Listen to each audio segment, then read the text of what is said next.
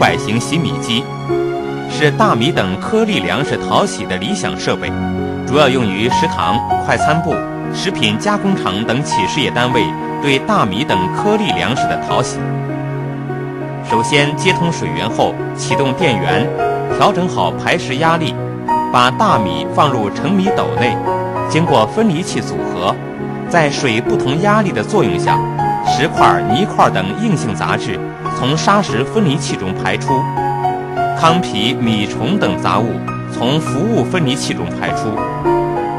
洗净的大米经出米管落入接米筐内，完成大米的淘洗工作。